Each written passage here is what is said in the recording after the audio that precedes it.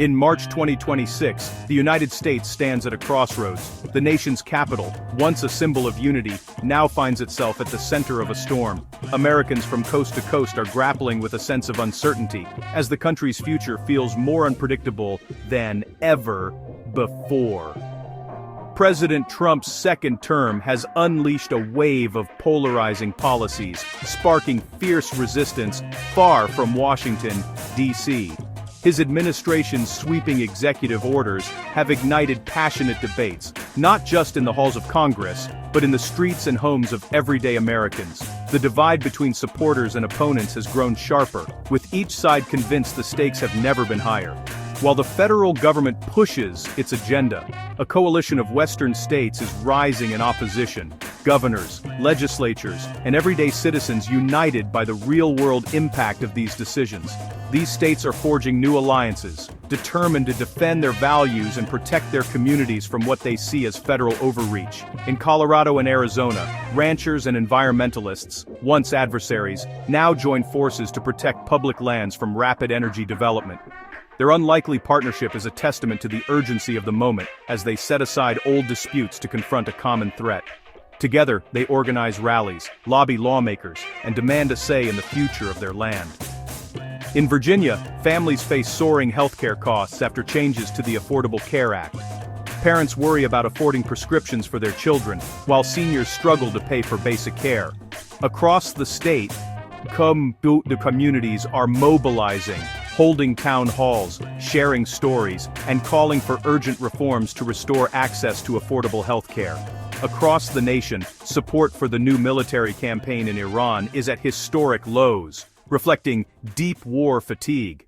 Veterans, students, and families gather at vigils and protests, questioning the cost of endless conflict. Polls show a country weary of foreign entanglements, longing for peace and stability at home. This is more than partisan bickering, it's a fundamental clash over the nation's direction on the environment, security, and health. Americans are demanding to be heard, insisting that their voices matter in shaping the policies that affect their lives. The debates are fierce, but they reflect a vibrant democracy in action. The story of 2026 is a tale of two Americas, one shaped by executive orders, the other by states and citizens pushing back. The tension between federal authority and local autonomy has never been more visible, as Americans wrestle with what it means to be united in such divided times. In a federal system, the states remain a vital check on centralized power, a voice for the people. As the nation faces unprecedented challenges, it is the resilience and determination of states and citizens that will shape the next chapter of America's story. President Trump's military campaign against Iran has triggered a wave of public backlash, sparking outrage and concern across the nation. From the moment the first reports of airstrikes hit the news, Americans poured into the streets, voicing their opposition in cities large and small. The scale and intensity of these protests are unlike any in recent memory, with demonstrations erupting in dozens of states and drawing people from all walks of life, students, veterans, parents, and activists united by a shared sense of unease. Instead of rallying behind the president as in past conflicts, Americans are skeptical and weary of another Middle East war. Many recall the painful lessons of Iraq and Afghanistan, questioning whether this new campaign will bring security or only more chaos. Polls show only 27% support the bombardment of Iran, a record low for the start of a military operation. This figure reflects a deep and widespread reluctance to engage in another costly and uncertain conflict. Even among Republicans and independents, doubts run deep, fueled by memories of Iraq and Afghanistan. Many who once supported military action now question the wisdom of intervention, worried about the long-term consequences for American troops and global stability. The administration's shifting justifications and lack of a clear objective have only deepened distrust. Conflicting statements from officials and changing explanations have left the public confused and frustrated, unsure of the true reasons behind the escalation. Americans want answers. Why this war? What's the endgame? Across the country, citizens are demanding transparency and accountability, pressing their representatives for a clear plan and a defined exit strategy. The absence of a compelling narrative has left a vacuum filled with anxiety and opposition. Without a unifying purpose or clear justification, fear and skepticism have taken hold, fueling a growing anti-war movement. In 2026, the drums of war beat in Washington, but the public refuses to march along. Instead, Americans are turning their backs on official rhetoric, demanding a voice in decisions that could shape the nation's future for years to come. The disconnect between government and governed has never been more stark, as leaders push for conflict while the people call for restraint, dialogue, and a new approach to foreign policy. In the American West, President Trump's push to roll back environmental protections has met fierce, bipartisan resistance. A Colorado college poll shows 84% of Western voters see these rollbacks as a serious problem, up sharply from previous years. This isn't just politics. It's personal. Ranchers, outdoor enthusiasts, and families depend on healthy lands and clean water. When asked, 76% of Westerners want public lands protected for recreation and conservation, not energy extraction. Funding cuts to national parks have only fueled anger as beloved sites like Yellowstone and Zion suffer neglect. Westerners see these lands as their heritage, and they're determined to defend them. The message to Washington is clear: these places are not for sale. The battle for the West centers on water. The Colorado River, lifeblood for millions, is at crisis point. As drought worsens, over 80% of voters in river states support mandatory water reductions, but the federal government lags behind. States are left to negotiate on their own, deepening frustration and highlighting the need for local leadership. Meanwhile, fast-tracked oil and gas leases threaten sensitive lands and communities, sparking fierce local opposition. Residents see their health and environment at risk, with profits prioritized over people. For Westerners, this is a fight for survival and identity, a balance between resource use and preservation. The rush to drill is seen as reckless, risking irreversible damage. The resistance is personal, rooted in generations of stewardship. As the West battles for its environment, families nationwide face a healthcare crisis. The expiration of ACA tax credits on January 1, 2026, sent premiums soaring, doubling for many overnight. Over 1.5 million Americans have already dropped coverage, unable to afford the new costs. Middle-class and self-employed families are hit hardest, forced to choose between insurance and basic needs. In Virginia and Arizona, heartbreaking stories abound. Premiums now outpace car payments, forcing families to go uninsured. State leaders are inundated with pleas for help as the uninsured rate climbs. The administration's policies have real, devastating consequences for millions. The human cost of these decisions is impossible to ignore. Rural America is bearing the brunt of federal healthcare cuts. The One Big Beautiful Bill Act slashed Medicaid funding, forcing rural clinics to close or scale back. For many, these clinics are the only healthcare option for miles. When they close, entire communities are left stranded. In Virginia, Governor Abigail Spanberger has sounded the alarm as clinics shut down, leaving thousands without care.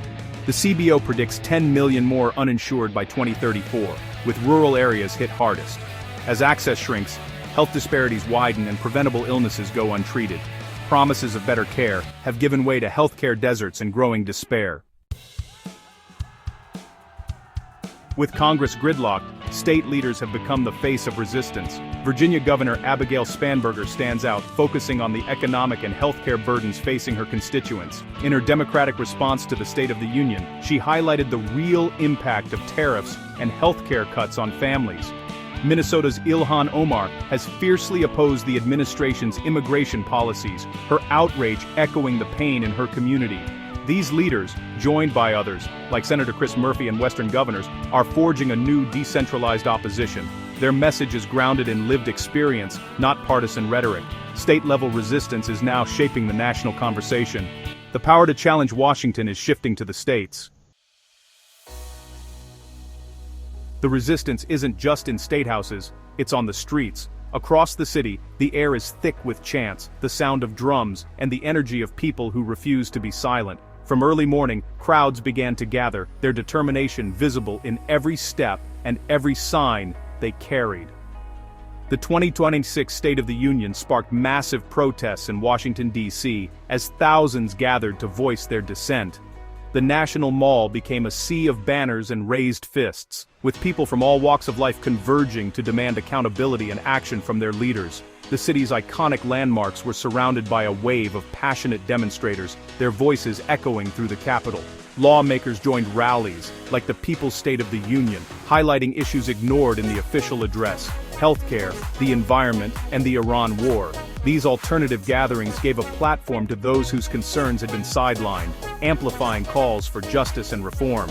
Politicians and citizens stood side by side, united by a sense of urgency and hope for real change. Progressive groups and grassroots activists united in defiance, sharing stories and demanding change.